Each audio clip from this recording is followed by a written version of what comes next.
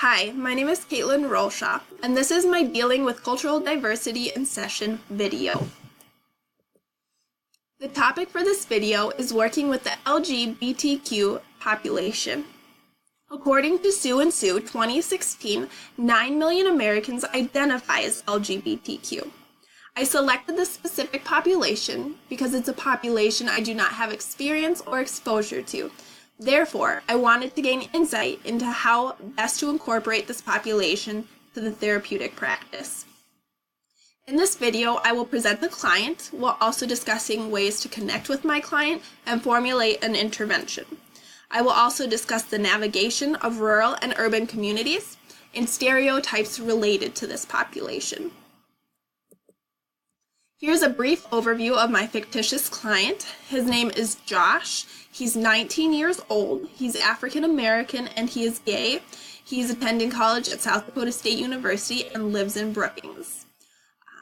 In his early years, Josh spent his time struggling to be straight. However, after attending college, he now has a strong orientation as being a homosexual male. Josh and his partner have been together for 8 months. He has come out to all of his friends at college and recalls the experience to be positive and accepting. The next challenge, however, is coming out to his religious parents who condemn homosexuality, as well as his friends back home. Josh is hesitant he will be rejected, yet he loves his family and friends, and he wants them to know the truth. In working with clients, it's first important to engage them in cultural competence, so that involves educating ourselves on the issues faced by our clients. In working with Josh, I would educate myself on issues faced by African Americans, issues faced by homosexual males, and issues faced by African American men who identify as homosexual males. And this education really forms the foundation for therapy. However, when meeting with Josh in session, I would engage him in a conversational and culturally humble session. This means being open to him and open to his experiences, perspectives, and worldviews. I do not want to project my biases and assumptions onto him. Instead, I want him to be open with me and discuss with me his problems and how they relate to culture. To further build a therapeutic alliance, I would engage in skills such as empathy, validation, normalization, and unconditional positive regard. Here's a brief outline of a session I would probably do with Josh, and it is conversational in nature, so while I do have this outline, I do want to provide flexibility to this session. So it's important to remember that he is multi-minority, meaning he is both African American and homosexual. So when inquiring about the presenting problem, it's important to gain the client's insight into which aspect of culture is the biggest influence and most contributes to his problem. So I would assess for interactions between African American culture and homosexual orientation. This involves gaining insight into his experience with developing a homosexual orientation and the emotions related to that, inquiring about discrimination and prejudices and his experiences with those. And I would also inquire about fears and consequences to his self-disclosures and coming out. In addition to the discussion of problems, I would also engage Josh in a conversation of protective factors and strengths, because I think that can be very therapeutic as well. To end this session with Josh, I would want to develop an intervention with him, and this is a mutual partnership. So I want to gain insight into what Josh wants from therapy. So I want to know his overall goal. After knowing his goal, we can develop tasks, intervention, and homework assignments that lead up to meeting that goal. But the goal and the planning of intervention should really stem from Josh's wants and needs. Here I provide a brief overview of the urban and rural communities. So again, Josh currently lives in Brookings, so that does provide him with more resources. I would engage him in a discussion of the collegiate environment, how the LGBTQ population is addressed in curriculum, and how attentive the campus and professors are to LGBTQ issues. I would also investigate resources and services that are available on campus and his interactions with those. So that involves student organizations, support groups, alliances, and community awareness projects. I would also perhaps identify community mentors that he could use as a sounding board and as a role model.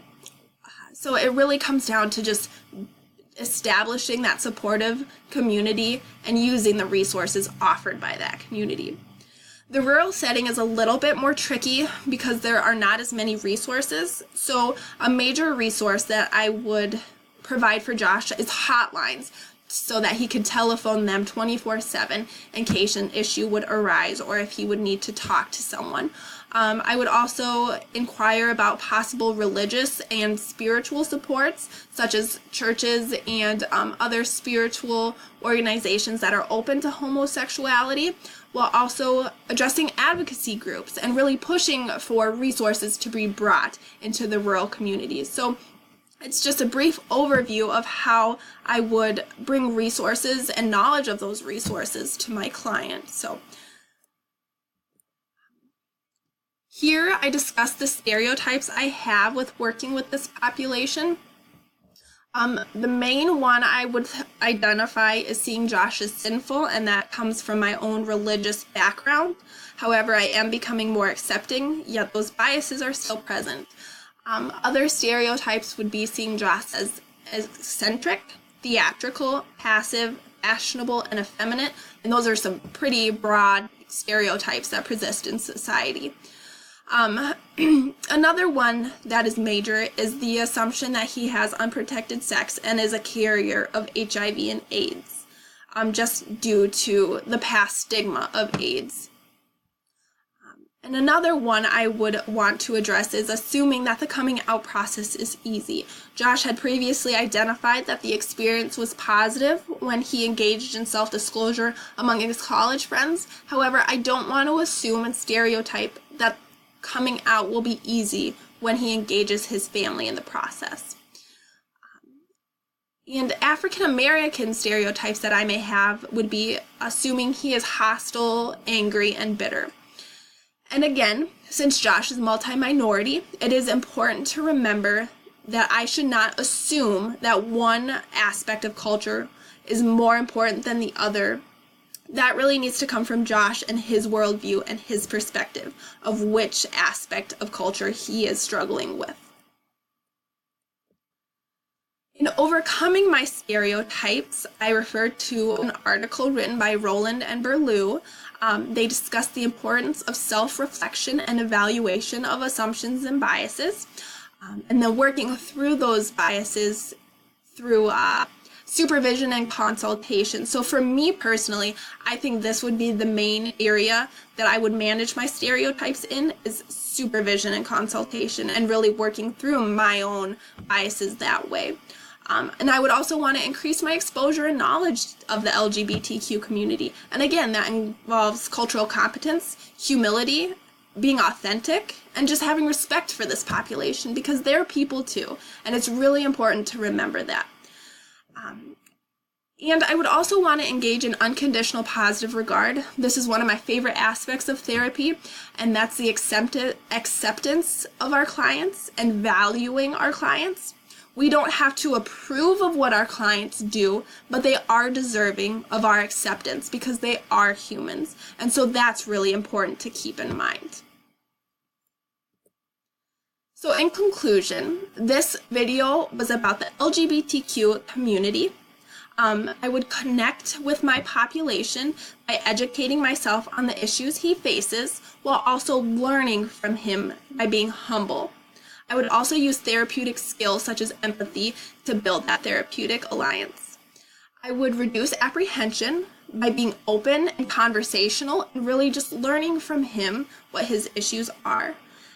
In developing an intervention, I would develop a mutually agreed upon task, intervention, and goal set that really leads to that client-directed goal. And then lastly, it's important for us to address our stereotypes and work through them. And for me, that involves supervision and self-reflection. Then lastly, here are a list of my references. Thank you.